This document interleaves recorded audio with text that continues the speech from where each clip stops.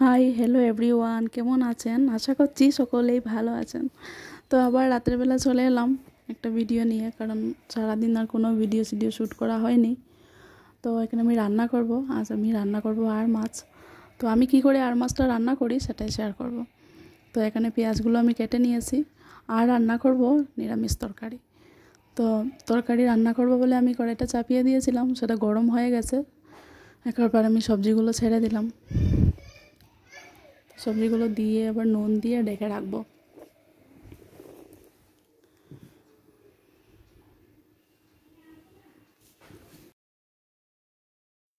এবার আমি মশলাগুলোকে আগে পেস্ট করে নেব, কারণ মাছটা রান্না করব, তার জন্য মশলা পেস্ট করতে হবে। তো পেঁয়াজটা কেটে আমি এখানে পেস্ট করে নিলাম। পেঁয়াজের সাথে দিয়েছি আদা, কাঁচা লঙ্কা আর অল্প কয়েক কোয়া রসুন দিয়েছি, 2-3 কোয়া রসুন দিয়েছি। মাছের মধ্যে বেশি রসুন দিলেও খেতে ভালো লাগে না, সেই জন্য 2-3 কোয়া দিয়েছি। তো পেঁয়াজটা পেস্ট হয়ে গেছে। এবার অল্প সরষে পেস্ট করে নেব, সরষের সাথে দিয়ে দেব কাঁচা লঙ্কা দিয়ে সরষেটাকে পেস্ট করে নেব। তো মশলাগুলোকে আগে পেস্ট করে নিয়েছি, কারণ যদি কারেন্টটা চলে যায় তো মশলা পেস্ট করা তো হবে না, সেজন্য আগেই মশলাটা পেস্ট করে তারপরে যে সন্ধ্যার সময় চা খাওয়া হয়েছে সেই বাসনগুলো এবার ধুয়ে নেব। আমি রান্না করতে করতে বাসন টাসন সব ধুয়ে নিই, তখন আর বেশি বের হয় না। তো আমি মাছটা অনেকক্ষণ আগেই বের করে রেখেছিলাম ফ্রিজ থেকে। তো আইসটা ছাড়িয়ে গেছে, এবার ধুয়ে নেব। আরও 2-3 বার করে ধুয়ে নেব। ফ্রিজে রাখার আগে আমি কয়েকবার ধুয়েই রেখেছিলাম। তো মাছের মধ্যে আমি সব মশলার পেস্টগুলো দিয়ে এবার মাছের মধ্যে ম্যারিনেট করে রাখবো। অল্প হলুদ দিয়েছি, কাঁচা লঙ্কা আর আদা পেস্ট, তারপর পেঁয়াজ, এগুলো পেস্ট করে রেখেছিলাম, এগুলো দিয়ে দিয়েছি। শস্যটা দেবো না এখন, শস্যটা আবার অল্প ভাজলে আবার তেতো হয়ে যাবে, সেই জন্য দেবো না। অল্প সর্ষের তেল দিয়ে দেব। আর মাছ, বোয়াল মাছ, এইগুলো মাছের মধ্যে অল্প তেল দিয়ে দিলে তখন মাছটা ফুটে না, সেই জন্য আমি অল্প সর্ষের তেল দিয়ে দেব। শুকনো লঙ্কার গুঁড়াটাও আমি দেব না, কারণ আমি শুকনো লঙ্কা পেস্ট করে দিয়েছি। তো ভালো করে এখানে ম্যারিনেট করা হয়ে গেছে, অল্প টাইম রেখে দেবো মাছগুলো।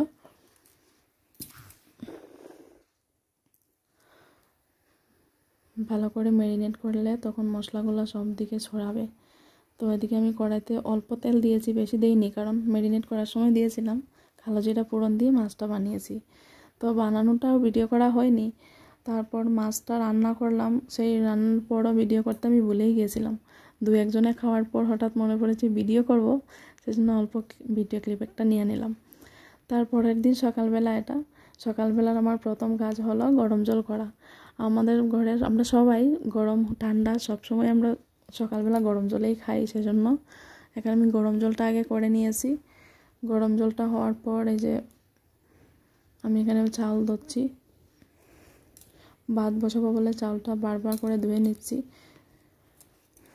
3-4 বার জল পাল্টে পাল্টে আমি চাউলটা ধুয়ে নিলাম।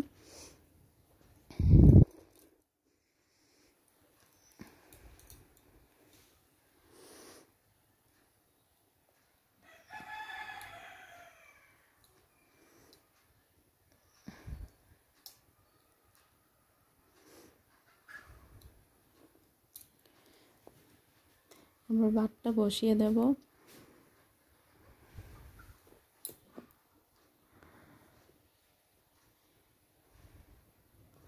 তো আমি ভিডিওর মধ্যে কোনো মিউজিক অ্যাড করতে পারছি না, কারণ জানি না কেন কপিরাইট চলে আসছে, ভয়েস দিয়েই ভিডিও বানাতে হচ্ছে। তো এখানে আমি ভাত বসিয়েছি, তারপরে যে আলুগুলোকে আমি সেদ্ধ করব, প্রেসারেই সেদ্ধ করব বলে আলুগুলোকে ধুয়ে নিচ্ছি। আর এই ছোটো ছোটো আলুগুলা বেশিরভাগ নোংরা থাকে, সেজন্য বারবার করে আমি আলুগুলোকেও ধুয়ে নিচ্ছি। এবার আমি আলুগুলো সেদ্ধ বসিয়ে দেব। আলুগুলো প্রেসারে দিয়ে 1-2 সিটি দিলেই হয়ে যাবে।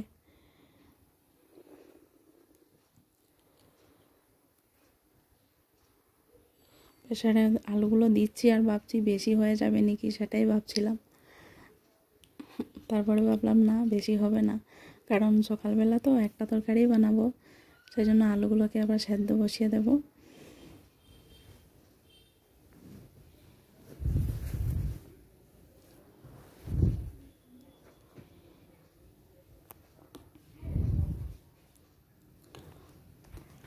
আলুতের মধ্যে আমি অল্প নুন দিয়ে আলুগুলোকে সেদ্ধ বসিয়ে দেব, তাড়াতাড়ি সেদ্ধ হয়ে যাবে। তো এদিকে আমি আলুগুলো সেদ্ধ বসিয়ে দেব, আর আরেকদিকে আমি চা বসিয়েছিলাম। চাটা হয়ে গেছে, কারণ আমাদের লোকজন বেশি, তো তাই একসাথে লাল চাটা বানিয়ে নিই। সকালবেলা আমরা সবাই লাল চাই খাই, তারপর যে যার পছন্দ মতো চা খায়। প্রথম চাটা লাল চাই হয়। তো আমি এদিকে চাও বানানো হয়ে গেছে, আলু সেদ্ধ বসিয়ে দিয়েছি, এদিকে ভাতও বসিয়ে দিয়েছি। একটু ফ্রি হলাম, এখন আমি গরম জলটা খেয়ে নেব। আমি এখন জলটা খেয়ে নিই, তারপর আবার আসছি।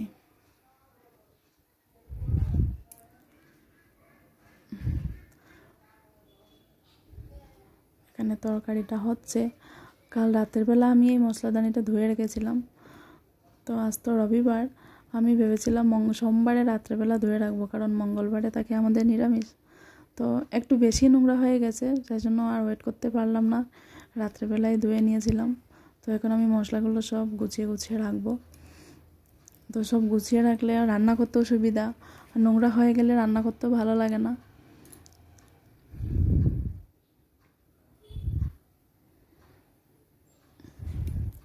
এবার সবগুলো মশলা এটা এক এক করে গুছিয়ে রাখবো।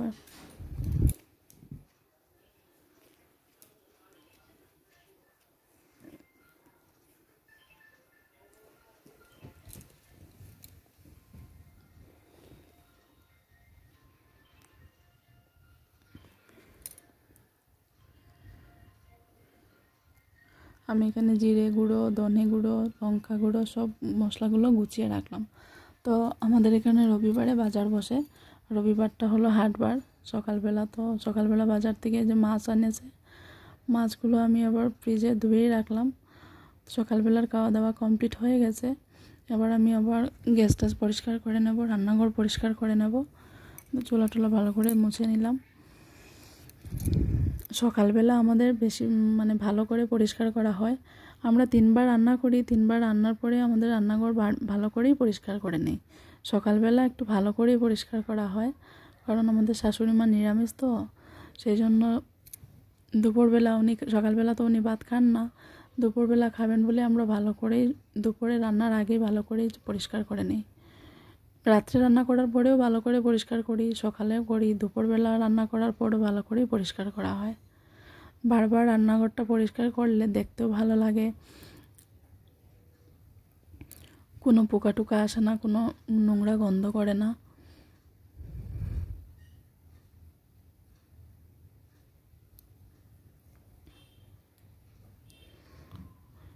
এগুলো পরিষ্কার করে আমি যাবো এবার স্নান করতে। এবার বাসন টাসন গুছিয়ে দেবো। বাসন টাসন ধোয়া কমপ্লিট হয়ে গেছে, এবার এগুলোকে আমি গুছিয়ে দেবো।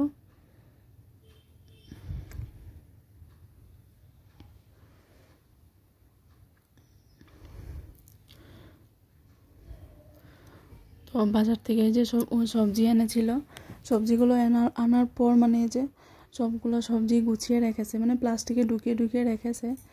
এখন আমি আবার এগুলোকে ফ্রিজে ঢুকিয়ে দেবো। সব ভাগে ভাগে রেখেছে, পটল, ভেন্ডি, টমেটো, এটা কি জানি, এটা সবজিটার নাম কি আমি ঠিক জানি না। পটলের মতোই হয় দেখতে, বরবটি, ঝিঙে, ও সবগুলোকে পলিথিনের ভিতরে ঢুকিয়ে ঢুকিয়ে রেখেছে। এবার আমি এগুলোকে ফ্রিজে ঢুকিয়ে দেবো। ফ্রিজে সবগুলোকে ফ্রিজে গুছিয়ে রাখবো। প্লাস্টিকে না ঢুকালে কি হয়, 1 দিন 2 দিন যাওয়ার পরে সবজিগুলো ফ্রেশ থাকে না, শুকিয়ে যায়। সেজন্য প্লাস্টিকে ঢুকিয়ে ফ্রিজে রাখতে হয়। যে টমেটোটাকে আমি উপরেই রেখে দিলাম, নিচে রাখলে কারণ টমেটোটা গলে যাবে, সেজন্য টমেটোকেই আমি উপরে রাখলাম। আর যে আনারসগুলো এনেছে, গরম তো, সেজন্য আনারসগুলোকে আমি কেটে কেটে এবার ফ্রিজে ঢুকিয়ে রাখবো। অল্প ঠান্ডা হয়ে গেলে সবাইকে খেতে দেবো। তো আনারসের এই কোষাটা অল্প ভারী করেই চুটাতে হয়, খেতে ভালো লাগে না নাইলে। যে আমি ফ্রিজে রেখেছিলাম, এবার বের করে সবাইকে দিয়ে দেব। এই যে খাচ্ছে আমার ছেলে। তো আজকের মতো এটুকুই, বাই বাই।